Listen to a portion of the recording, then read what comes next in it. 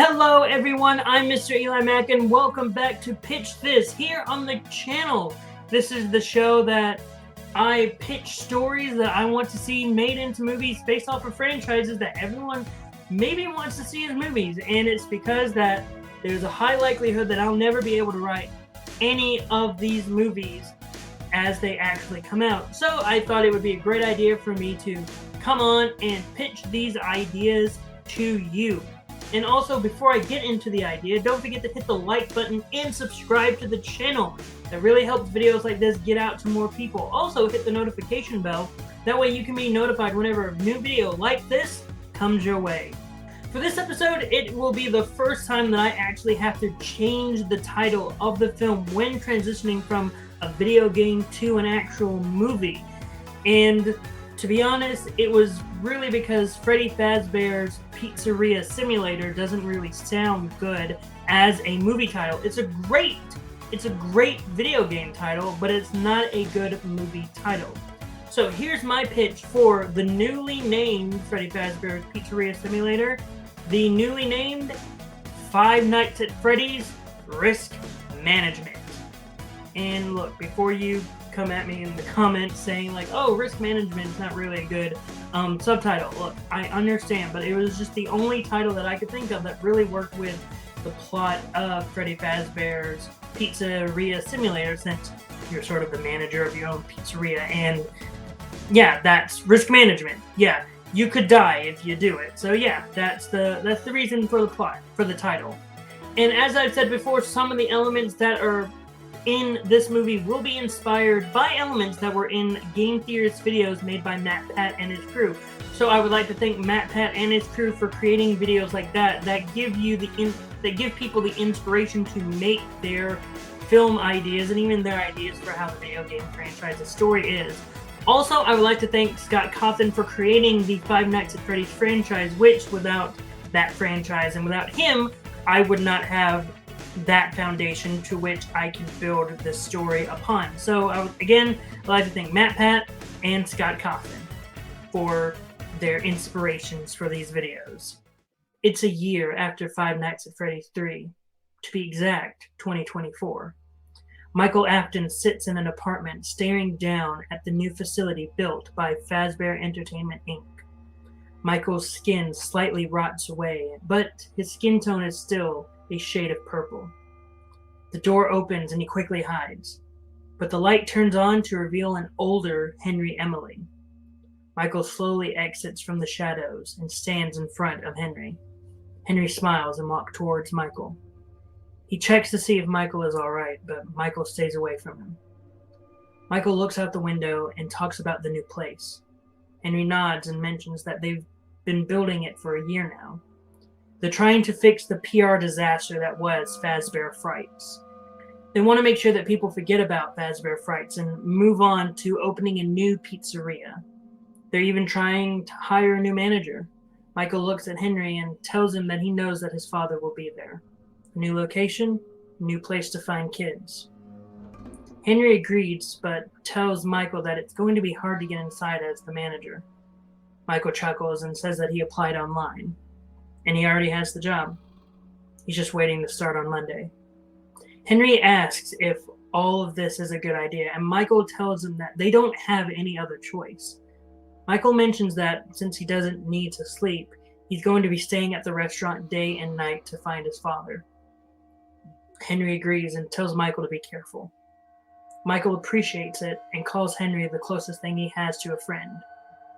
He grabs his phone and tells him that he'll be in constant communication to let Henry know that he's okay. Monday comes around and Michael enters the new Freddy Fazbear's Pizzeria. He's left an email about what he's meant to do for a job. He is provided with trash in the game, led by Bucket Bob. Michael sighs and is notified that he can buy a different accessory for the pizzeria every single day. When he looks through the items, he notices a discounted ball pit that has some wires inside of it. He looks closely at the picture and notices that the wires inside of the ball pit looks like innards. He quickly purchases the item and awaits its arrival. Once it arrives, he picks it up and places it near the animatronics. As he is carrying it, He notices how heavy it is, and he hears a noise coming from inside of it.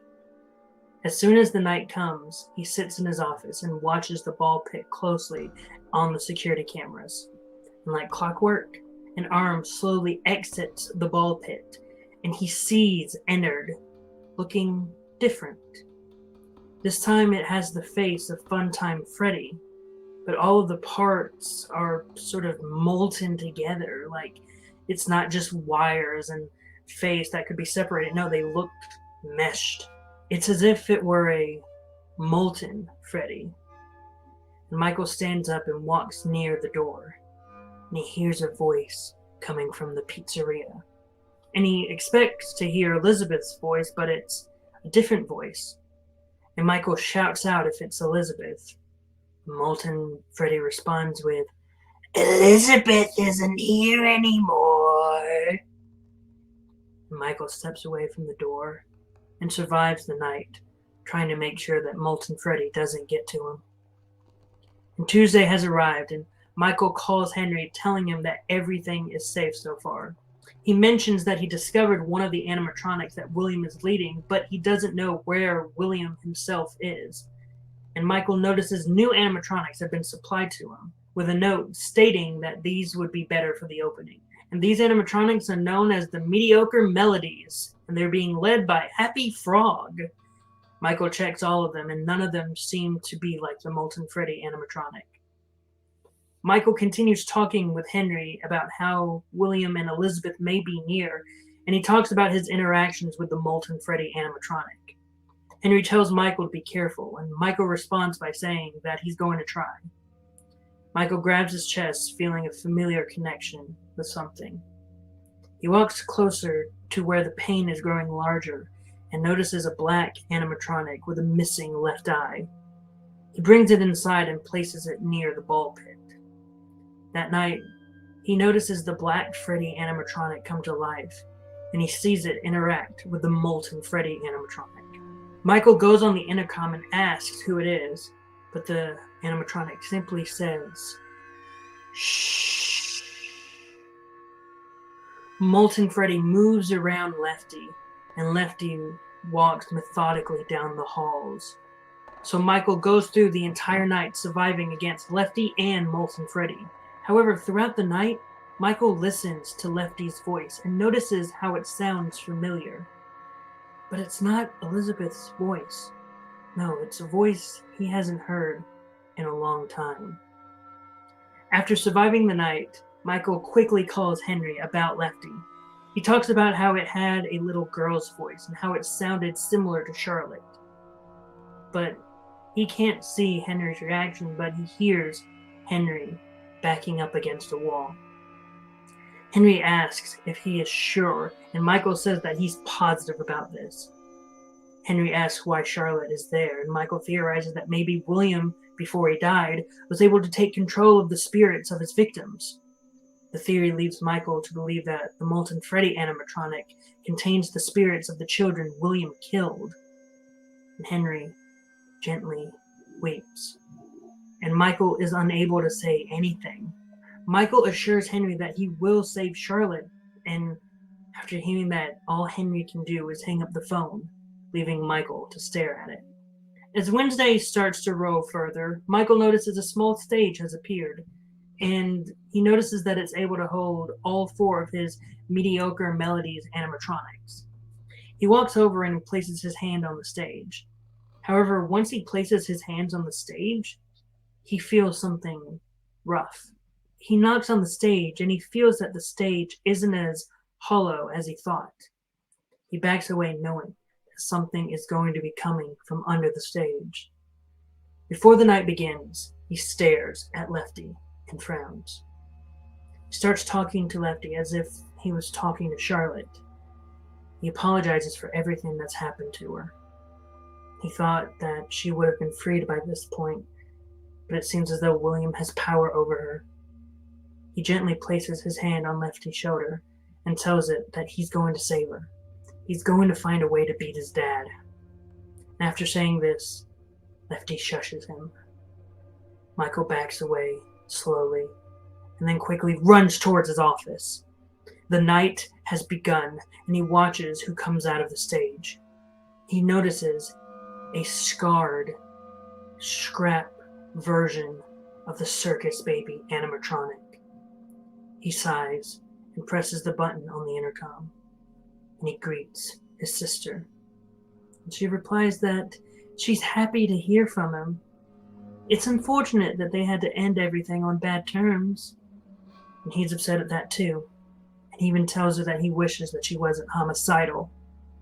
She laughs and directs the other two animatronics to find him. Michael stays hidden, making sure that he isn't caught. She mentions to him that his father is on the way and that he misses Michael. Michael laughs and tells her that their father never cared for him. In fact, William hated Michael. And she tells him that their dad didn't hate him.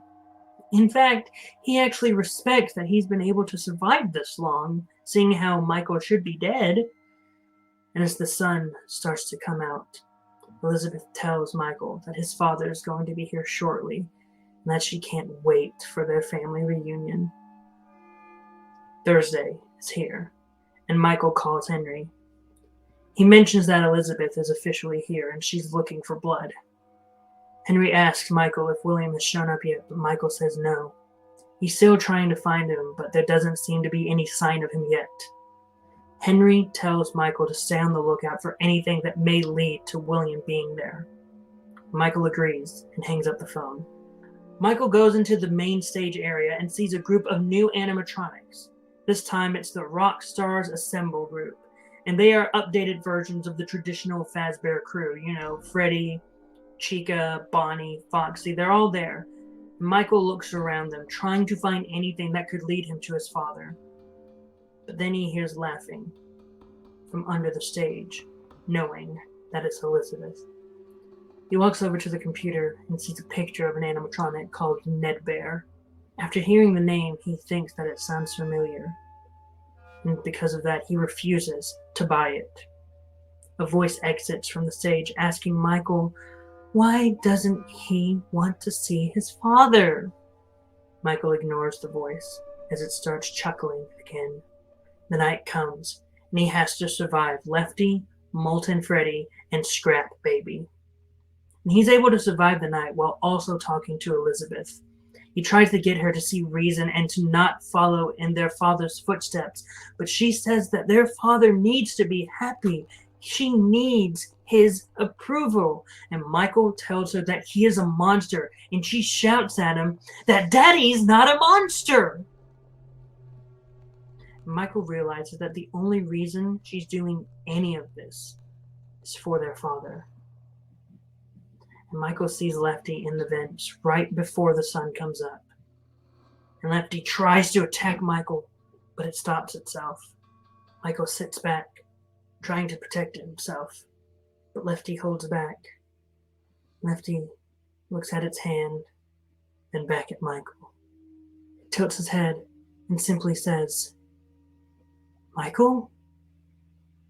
Friday morning comes, and Michael quickly calls Henry.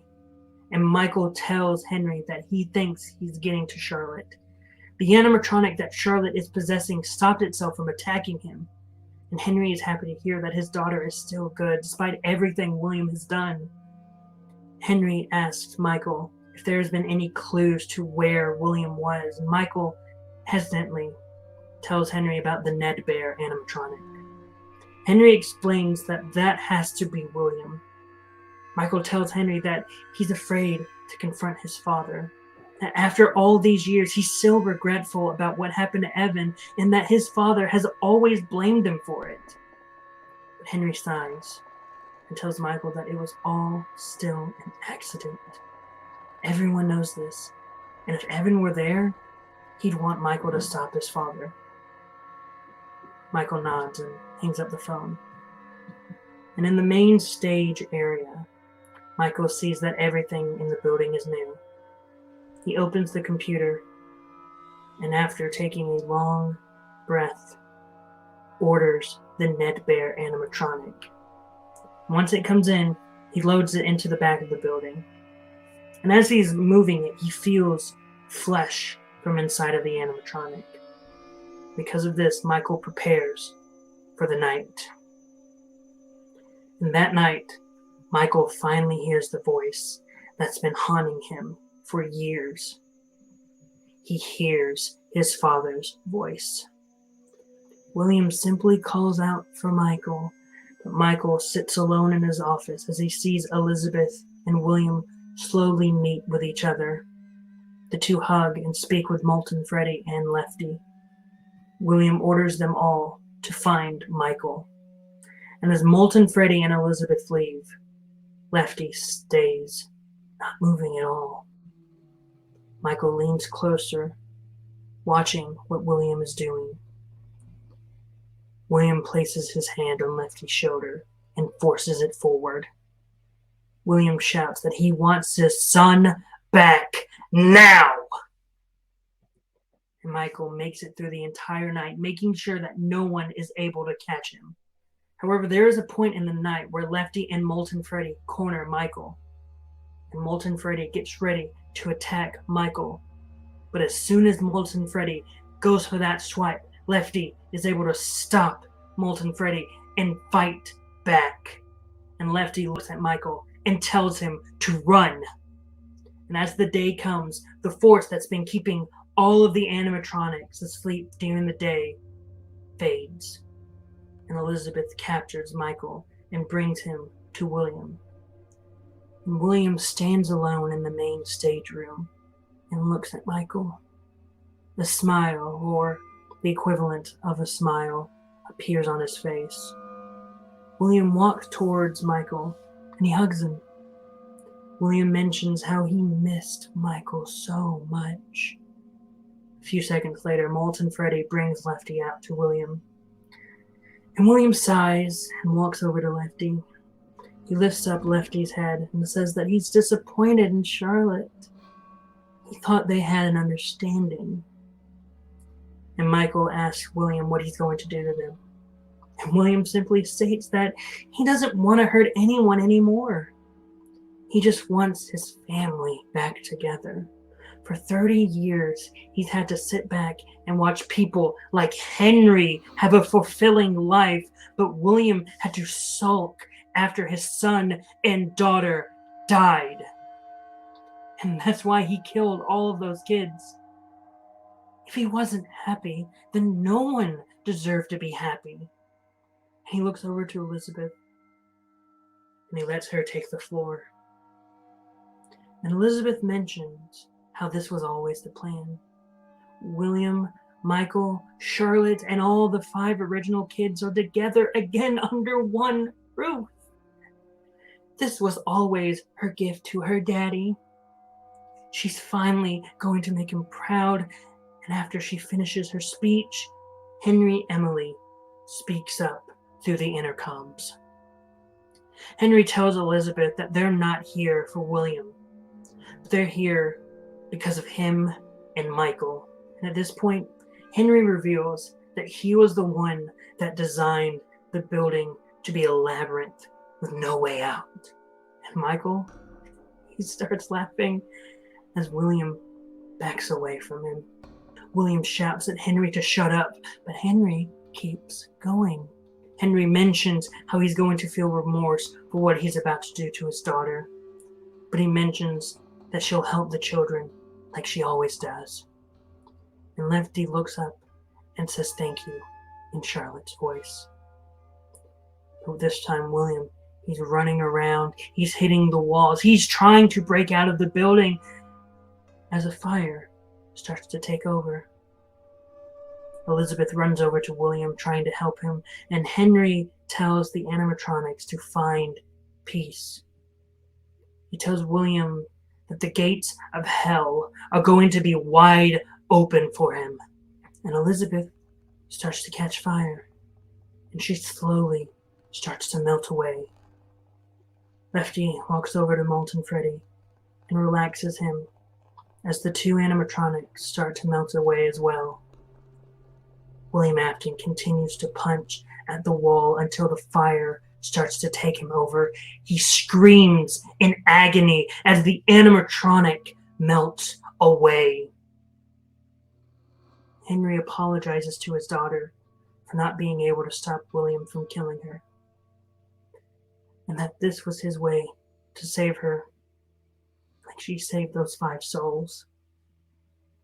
Michael walks towards the center of the room and falls to his knees. Sweat begins to roll down his face. Henry apologizes to Michael for not telling him the actual plan, but Michael just laughs. He puts his hand into the hole in his chest. The last words that Michael hears are Henry telling Michael that Evan would be proud. Michael smiles as he pulls the device that Henry put inside of him in sister location out of his body. Michael falls to the floor as the entire building is taken over by the flames. Back with Henry, he watches the entire building in flames. He smiles, knowing that William Afton is finally defeated. And he walks over to the bedside drawer. He pulls it open, and he takes out a gun. He takes a deep breath and places it against his head. He shoots himself, finally wanting the pain to end. In a black expanse, Michael sits alone, not knowing what to do. And suddenly, he hears a voice. He looks over and he sees Evan and Charlotte surrounded by light. Michael stands up and walks towards them, knowing that the pain and suffering are over. Then, a cacophony of voices surrounds a lone figure. William Afton opens his eyes and sees himself back in the original Freddy Fazbear's Pizzeria. He looks around and he sees a golden Freddy animatronic, and as he walks closer to it, it starts to shake. He reaches out, but it jump scares him, causing him to scream. It's cut to black. And that is how I would make Freddy Fazbear's Pizzeria Simulator into a movie now called Five Nights at Freddy's Risk Management. The final Afton movie will be next week, as William Afton will be our focus in the film adaptation of Ultimate Custom Night. Now, do I have a new title for that game? Yes, I do. Yes, I very much do. But I can't share that title with you right now. But I might if you comment saying that you want to know what the title is. Who knows? But what were your thoughts on the pitch? Did you like it? Did you hate it? Were you indifferent to it? Whatever your thoughts, post them in the comments down below. Also, don't forget to hit the like button and subscribe to the channel for more content like this. With all that being said, I have been Mr. EliMac, and I hope you all have a great rest of the day.